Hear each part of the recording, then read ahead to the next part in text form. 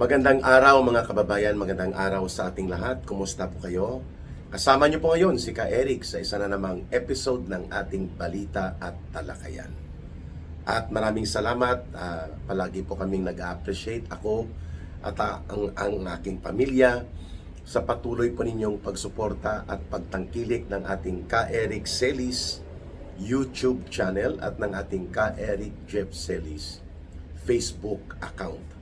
Utang na loob ko po sa inyo at ng aking pamilya ang patuloy ninyong patuloy ninyong pagsumikap na matulungan na mapalawak po ang ating viewers, ang ating audience at ang atin pong mga ginagawa sa advocacy ng ating Ka Eric Celis YouTube channel. Ayan.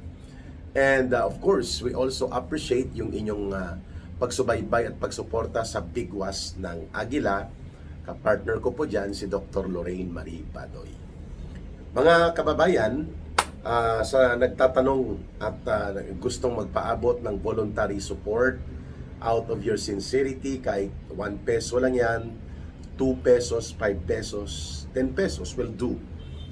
Through GCash line, tinitipon po natin yan para sa ating mga support for community forum na ginagawa po ng Bangon Sambayanan People's Movement.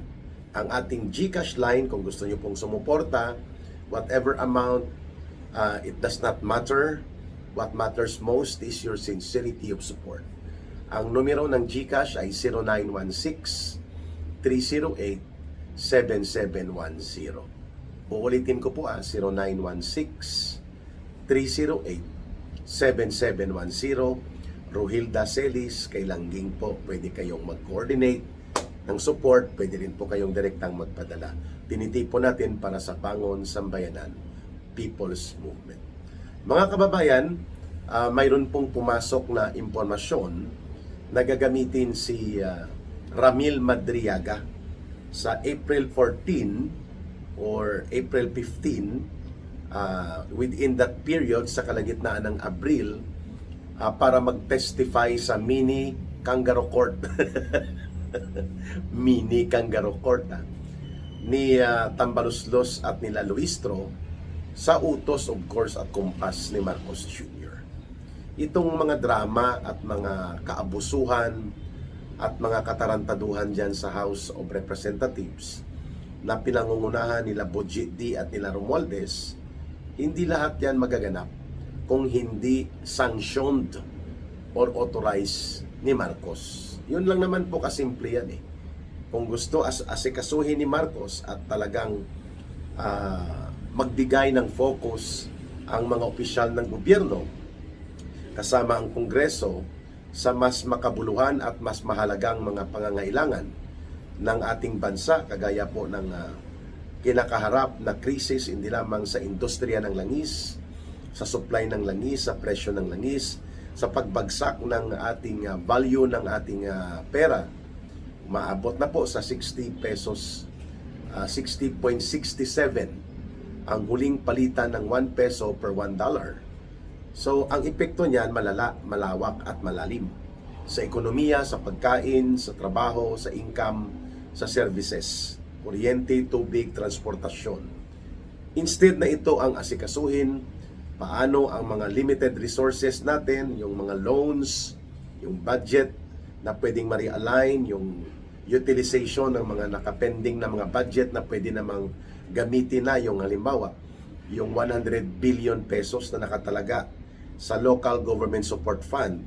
Paano gagamitin ito para yung mga pamasahe ay masubsidize po ang mga public transportation. Among other things, yung supply ng pagkain, yung presyo ng kuryente, yung income ng mga public transportation na mga tsuper na namamasada ng tricycle, ng jeepney, ng public bus. So yan lahat ay dapat inaasikaso.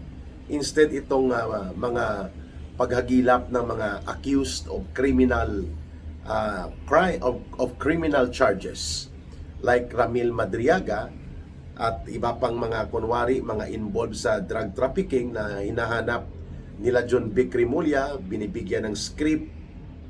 Accordingly, tinitrain nila Dilima upang magsinungaling at bigyan ng mga diskarte upang gamitin as mga sinungaling na mga testigo nila laban kay Vice President Sara Duterte lamang maipilit ang kanilang binaluktot at pandaraya sa impeachment operations at mga abuso, instead na yun ang asikasuhin yung mga nauna kong binanggit tungkol sa ekonomiya, kabuhayan at kalagayan ng mga mamamayan ang dapat inaasikaso.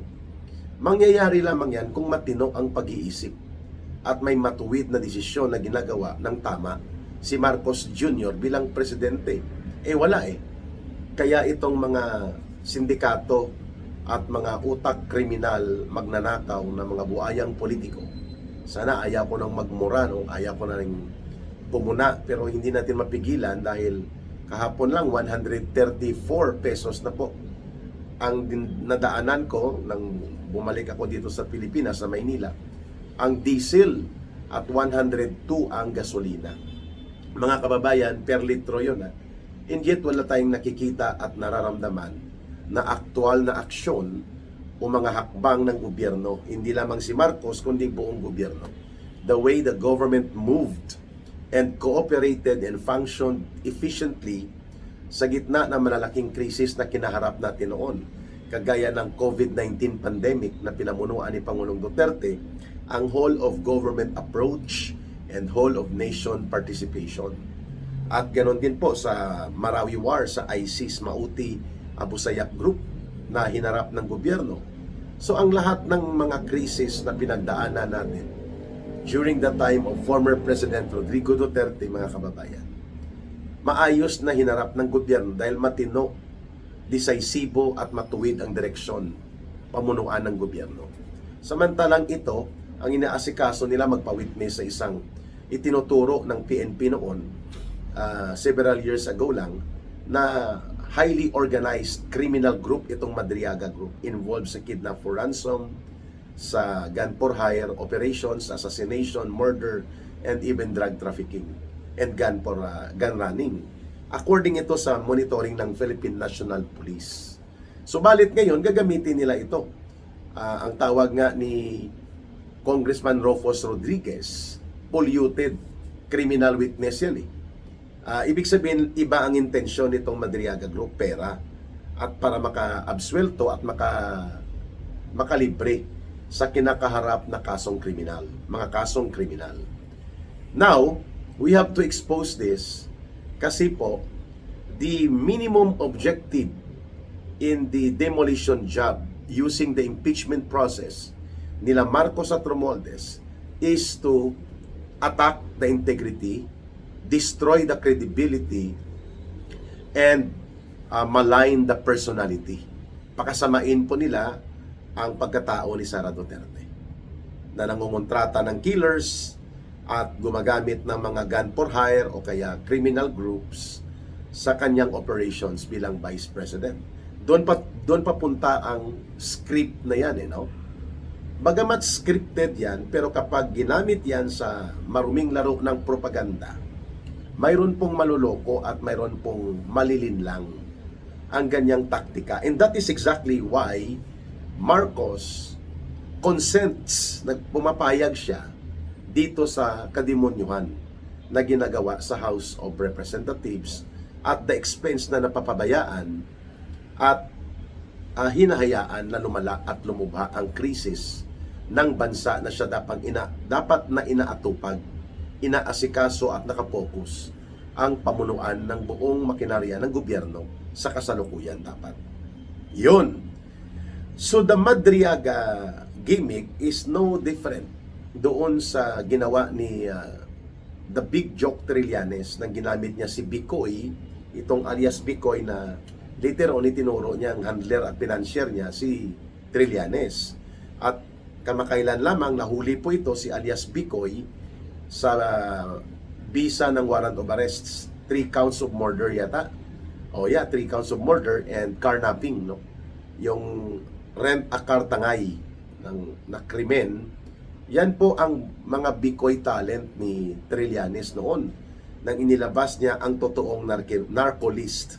Binisto po yan ni Attorney Jude Sabio na nag-withdraw din dito sa gimmick ni Trillanes sa ICC nung buhay pa si Attorney Jude Sabio. at binulgar niya ang operations ni the Big Joke Trillanes. Ngayon, nabulgar na naman siya. Hindi lamang dito sa 18 former soldiers na itinuro siya as facilitator and handler ng mga bogus at illegal na ICC investigators activities noong nakaraang taon 2024-2023 at tumanggap ng pera. Accordingly, di umano ay millions of pesos. Pati ang pagpa-convert to dollar na nagkakahalaga ng $2 million, almost 110 million pesos na panimulang panunuhol, no, pang bribe sa mga ICC investigators and panel of representative ng ICC prosecutors na illegal na pumasok at nag-operate sa sovereign country like the Philippines na wala na silang treaty, authority, or jurisdiction. Ngayon, itong si Madriaga ay tinuturo ng mga leakages of information from Camp Bagong Diwa sa Bicutan, sa Taguig, na pinupuntahan ito or napuntahan ito ni Trillanes, di umano, ni De Lima, and pati po nila Jude Asidri at John Vic Rimulya at ng mga komunistang teroristang mga party list dyan sa Kongreso, no? Itong Alliance of Communist Teachers, Gabriela NPA Lovers Party List, at ang Kabataan NPA Recruiter Party List. All of this, at pati po si Lula Laila de Lima at itong hippopotamus attack hippopotamus ni Tambaloslos na si Asidri, bahagi po ito ng pagbubuo ng paglalatag ng kasinungalingan, including ang pagpapasulpot nitong Ramil Madriaga at i-VIP, no?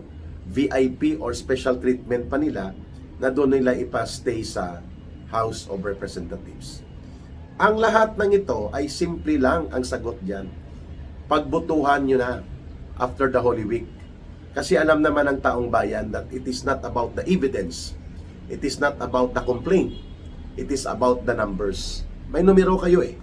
You only need 108 signatures mula sa mga buayang politikong kongresistang magnanakaw at kawatan na mga sip-sip sa alipuris at sindikato ni Marcos at Romualdez. O bakit hindi nyo pagbutuhan? Because hindi nyo yan magagawa basta-basta sa Senado. In the impeachment process, under the Constitution, ang trial ay manggagaling po sa Senado or magaganap sa Senado. The Senate, when they approve na valid ang proseso at tama ang pagpapadala ng mga transmittal ng impeachment articles coming from the House of Representatives, the trial will happen at the Senate when the Senate convenes, magbubuo sila ng Senate Impeachment Court. Hindi po yan sa kangaroo court ni Luistro at ni Tambaloslos at ni Bujedi. No, the trial that they are trying to do now is a mini kangaroo court. Sapagkat ang trabaho lang po nila dyan sa House of Representatives, tanggapin, i-hearing, pagbutuhan nila kung may substance at mayroong batayan, no, prima facie o sapat na batayan para sa paniniwala nila pwede mag-proceed sa trial. Pagbubutuhan nila at kukuhanin nila out of the 312, they need 312 or 318, they need 108 or 107 nga lang signatories. Iakyat nila ti-transmit sa House, from the House of Representatives to the Senate. Ba't hindi nila ginagawa? Yun ang dapat proseso Bakit kailangan pa mag-kangaroo court trial? At trial by publicity itong kulang sa pansin at abusado at hambog na sila Luistro. No, itong dahil kay speaker may maleta, dahil kay speaker may flood control tayong ninakaw. Dahil kay speaker at kay Marcos. Yan. Ba't hindi kayo mag-submit ng report furnished with your committee report? Submit the evidence submitted by the complainants. Dahil hindi naman kayong complainant, recommend pagbutuhan sa plenary, magdidesisyon ang buong kapulungan ng House of Representatives. Hanggang doon lang. At itatransmit nyo kung mananalo at makukuha ang 108 signatories na mag-endorse paakyat sa transmittal. Ang trial gaganapin at gagawin sa Senado. Doon nyo i-present si Trillanes, doon nyo i-present si Madriaga at kung sino-sino pa.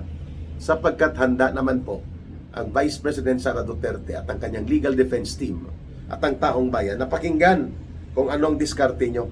Kasi alam naman ng lahat na hindi ebidensya ang hawak nyo. Ang hawak nyo ay black and dirty propaganda operations. Kaya nyo ginagawa ito. Yan lang naman po ang ibig sabihin natin dyan.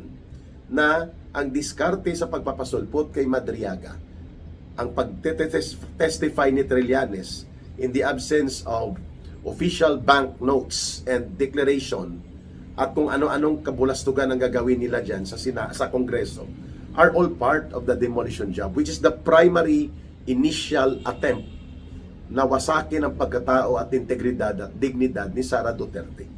Break her down and tear her apart, no? Punitin yung pagkatao niya. Yan ang purpose nyo eh. Because you know very well Marcos and Romualdez and all your minions at itong mga disipulo ng sindikato nyo, you cannot get the 16 senators to vote for the conviction of Sara Duterte to remove her as Vice President and perpetually disqualify her to run or become part of any public office, including to disqualify her from being a candidate to the presidential elections in 2028. Hindi nyo kayang kunin ang 16 na boboto laban kay Sara Duterte para siya ay mapakonvict. Di po ba? Kaya nyo ginagawa ang mini kangaroo court trial, pinapasulpot nyo si Madriaga at ginagamit nyo ang mga maruruming laro na ito sa politika dahil kontrolado nyo dyan sa House of Tambaluslos. Anino lang ni Tambaluslos yan si Boji D. Kung baga yan ay maskara, kung tanggalin mo ang mukha ni Boji D, mukha ni Tambaluslos ang makikita natin yan na nagpapatakbo nitong Kongreso di Buaya. Kongreso di Buaya. Ang iba dyan ay Kongreso de Hippopotamus. Grabe magsakmal ng pera ng mamamayan. So mga kababayan, abangan po natin kasi hindi lang si Madriaga ang mag-testify. Mag-testify din po si the Big Joke Trillanes. Ipinangalandakan na niya sa social media niya, no? So abangan natin because we have to present counter narratives and counter information para matulungan po natin ang taong bayan na magagap at kanilang maiangat ang diskurso sa tamang pagtingin ng mga impormasyon, mga balita upang abutin ang kamalayan na itong lahat ay manipulasyon at maniobra ni Marcos at Romualdez gamit ang mga institusyon kagaya ng Kongreso, lalaruin pati sa Senado, gamit pati ang mga proseso na dapat ay para sa tunay na pananagutan itong impeachment process. Well, hindi naman po tanga at bobo ang mga Pilipino para paniwalaan kaagad ang lahat ng gimmick na ginagawa ni Martin Tambaluslos at nila Marcos Jr. One thing is sure, they are not there to lead the country. Kundi nandyan sila para palubain ang sitwasyon, kapangyarihan at kayamanan ang kanilang tinututukan. Kapangyarihan na para sa mamamayan dapat ipinaglilingkod, kayamanan na dapat pundo ng pamahalaan, pundo ng bayan na kanilang kinakamkam at kinukulimbat. Kaya ayaw nila magkaroon ng isang Sara Duterte o isang Duterte na naman ang magiging presidente. Maraming salamat sa inyong pagsubaybay, pagtangkilik, panonood at pakikinig sa Ka Eric Celis YouTube channel at sa ating mga video para sa balita at talakayan. Palagi nating tandaan, mahalin natin ang bansang Pilipinas. Walang ibang magmamahal nito kundi tayo ring mga Pilipino. Para sa Diyos at sa Pilipinas nating mahal. May God bless everyone and may Allah will be with those who are Muslim brothers and sisters. Maraming salamat. Bye for now. Ito po si Ka Eric. Mabuhay!